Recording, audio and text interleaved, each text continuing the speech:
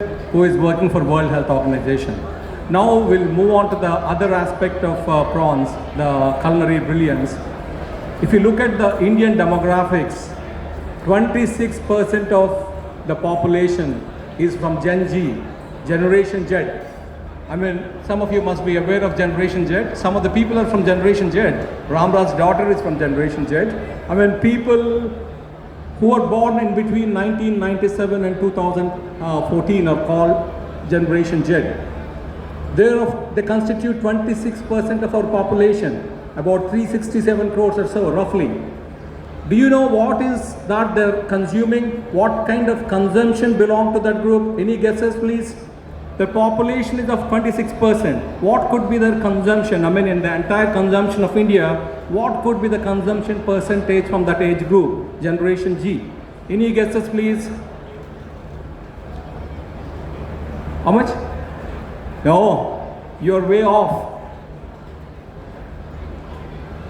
43%. They're the ones who are consuming in this country. So, if you want to know about their consumption patterns, we should hear it from somebody from Generation G. You and me, we don't know. That's why we call the speaker from the Generation G today, Vedanti Sharma from Surat. She is pursuing her masters in London, University College of Management, London, and she was managing her father's business for the last 2 years, Jingalala, one of the pioneering seafood restaurant in India, prawn restaurant I would say, or shrimp restaurant for that matter. She was managing for the last 2 years. Manoj Sharma says, I'm doing it, but actually she's the one who is doing it, She specializes in marketing and marketing research. And she's daughter of Manoj Sharma, the star, but she is also a star in her own right. Over to Vedanti.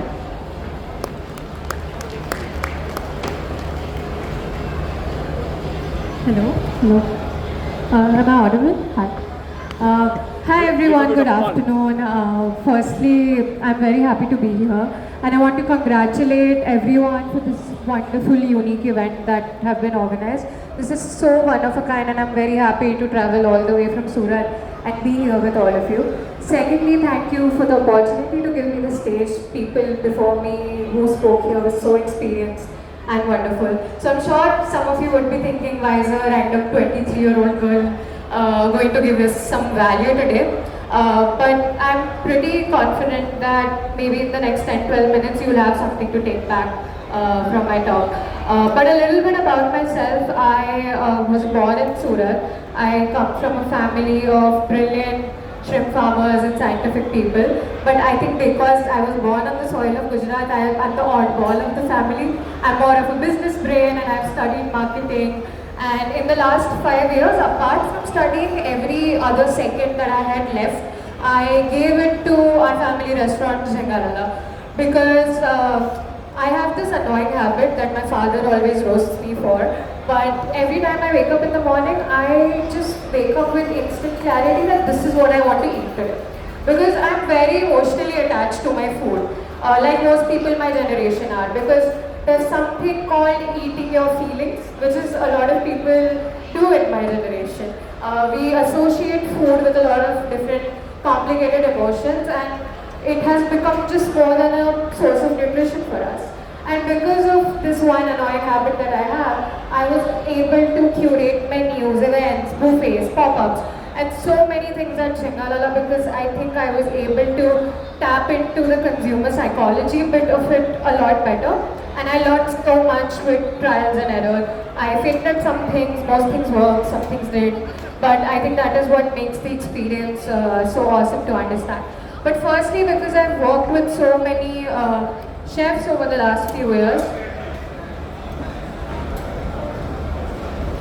Yeah, okay. So I wanted to start with why chefs love prawns. And this is something I've gathered in some of my experience over the years.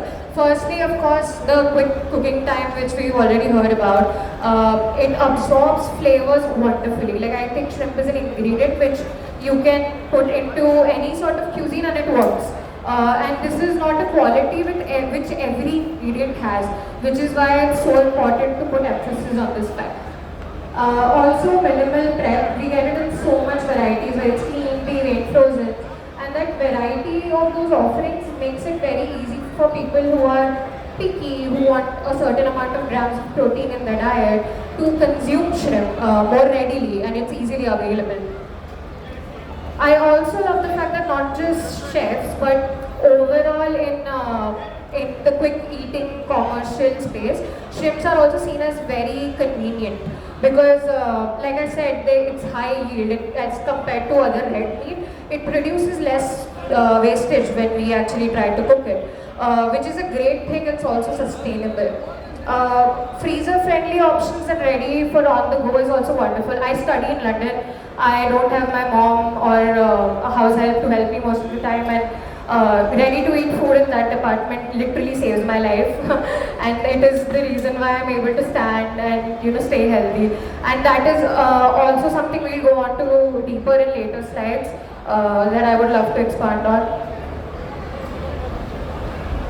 Now when you look at this map, I specifically want to talk about India's culinary diversity because I feel it's incredible. Because I already explained how convenient it is, right? But you must be thinking, but Vedanti, why are still, people are not eating as much prawns as we want them to in this industry? And one of the first things we need to understand is that when you see this map, there's local culinary adaptations of different shrimp dishes. You can even read them from north to south to east to west.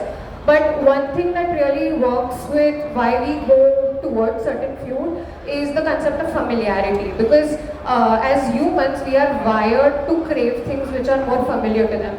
And if we want people to try more shrimp dishes, it is very important that we probably offer them in a palette that they understand. And that's the only way we can guarantee that more people than before actually try and eat shrimps. Like I think a couple of years ago when I visited Chennai for the first time, I had Era Tukku. I'm sorry if I said that wrong. I think I said it completely wrong. But it's a prawn masala Tamilian style dish, right? But what it did was, because I already eat prawns, I loved it. But the dish was not only selling me prawns, but it also sold me Tamilian culture.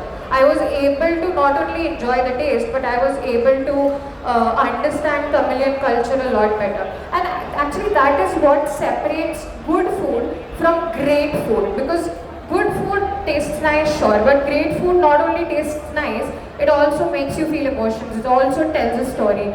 It also gives you value that you're gonna remember much later. And that is what we need to do with shrimps. And even if it takes like, serving shrimps with chole bhature in Punjab or inventing some sort of shrimp vada pav for Mumbaikars or even having a shrimp dosa for people here. But those trials and errors are what is going to make people try shrimps a lot more than before. Now, also, even if familiarity can help people try shrimps, another thing is, with my generation especially, you may have our attention because of familiarity, but to keep our concentration intact, you will have to give us something aspirational. And that is what I also love about Shrimp's Culinary Marvel, is that apart from traditional dishes, it has great potential to tap into global cuisines, street snacks. There's a dish for lunch, dinner, evening snacks, everything. And shrimp can be accustomed to all those eating habits. These are all real dish photos from something we serve at my restaurant back home. And I've noticed that people my generation, because my restaurant is based in Gujarat, some people will come for the first time and try, let's say, like a surti butter garlic because it's local to that place. But eventually, up to the point they're already in their 4th or 5th visit, they prefer having something like a shrimp ramen. And that is what challenges their flavor palette, and eventually this is what people come back for, because we love the familiar but we also crave the new. And balancing those two things is what we need to do in order to truly culinary diversification for shrimps. Another thing that I've observed is that my generation is also a little materialistic when it comes to looks and bodybuilding and all of those things. And I'm sure most of you would have read about the fact that India is actually really protein deficient. And the stats don't even take this lightly because 80% is a huge number, which means many of us in this room today right now either have some sort of protein deficiency, iron, B12 and a lot of things. And this phenomenon is actually called hidden hunger. And why do I say hidden? It's because the Indian diet is very carb heavy. Like we love our rice, we love our roti. And you know, like I said about the familiar thing also, I remember if I'm on a long trip and I'm coming back home, the Gujarati in me just wants to have thepla later. Or after you all are here and you've had a tiring day, most of you would want to just go back home and have your rasam rice or curd rice, right? And that's what we prefer. But this hidden hunger problem is very real because I feel like India is also obsessed with weight to a certain extent. Like, I think growing up, I heard millions of times that Vedanti beta, you would be just a little more prettier if you had some more weight on you. But at the same time, I would hear from so many uncles that, oh, I just want to lose more weight. Or one of my older aunties saying, oh, I wish I lost more weight. So basically, you would never look perfect. You either are gaining weight or you're trying to lose weight. And it's a constant spiral of people trying to do that. And where this hidden hunger problem comes is that because of that, we've stopped focusing on essential nutrients that are also really important to our well-being. Because a healthy weight does not mean an actually healthy, nutrient-rich body. Those two things can be completely different, and that's what a lot of people are not aware about at all. Now, if you open like Blinkit, Swiggy, Instamart and any of the online retail options, you'll see a lot of snacks, chocolates, protein bars being marketed on the top because I don't know what is India's current obsession with how everyone wants to be the next Ranveer Singh, or if not Ranveer Singh, at least have enough energy as Ranveer Singh, and that is what we are trying to aspire towards, and that has created a huge trend, especially in my generation, where we go online. And it's all people sharing, influencers sharing on their reels about how protein rich their diet is or what are the supplements they're taking, what are the products they are using. And this industry has become huge, like especially in the last 5 years, and in the next 5 years it's going to be even bigger. Because even celebrities are coming up with brands that are focusing on this protein problem. And it is so important to address this problem because when we are vouching for domestic market consumption for prawns, this is the most important thing we need to utilize and capitalize on, this trend with protein. Because when we talk about the nutrients also, although chicken breast might have more protein than prawns itself, but most people are not aware about the fact that it's fat, it's lean, and there's a lot of vitamin B12, calcium and different forms of good cholesterol that are actually beneficial to the human body. And prawns, if they are readily available, I feel like it's something that my generation would really easily pick up on. As long as we tell them, hey, there's protein in it and you'll make a good body out of it. And it works, and we need to genuinely highlight that. So basically, in conclusion, what I also wanted to make sure that you guys understand from me sharing a more Gen Z perspective is that not just metro cities, but I think the next big thing is actually tier 2 and tier 3 cities. Because we've seen more capital investments and investors being interested in those areas because people over there has a better spending capacity. Because I think in metro cities, most people are just going through huge headaches on just paying their rent and surviving on the bare minimum of the salaries, but people have a much better spending capacity in tier 2 and tier 3 cities, which is why a lot of great investors are coming up with business ideas of starting QSRs or starting restaurants in those cities particularly, because people over there actually want to catch up with trends faster. There's a better aspirational quality there that we need to actually utilize. And not only tier 2, tier 3 city, but the mainstream adoption of prawns as something which is culinary awesome is how we need to do with the India map I showed you, that we need to highlight the fact that it can accommodate into any dish possible and make it more locally available. So if any of you here actually eats prawns or is thinking of a brilliant business idea to come up with in the next few years, one of the first things you need to do is see how you can make prawns locally accessible, locally friendly, locally easy to eat, easy to understand. Because the people who are interested in protein are going to probably just read high protein and be satisfied with it. It's not a hard thing to do. It's only something we need to echo out in the universe. But what is going to actually make people eat more prawns is when we provide them with the taste. Because taste is what people remember, taste is what people like to experience, and for Indians, that emotion with our food is so important.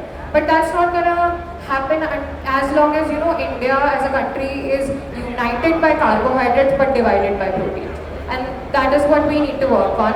And I hope some next great business idea comes out of it here. And in the next 5-10 years, I'm very confident that my generation is also going to consume more shrimps, and all the brilliant people in this room are also going to work towards that idea. And domestic consumption is the future of growing Indian market especially. So good luck with that. Happy shrimp eating. I hope you guys like listening to me, and thank you so much.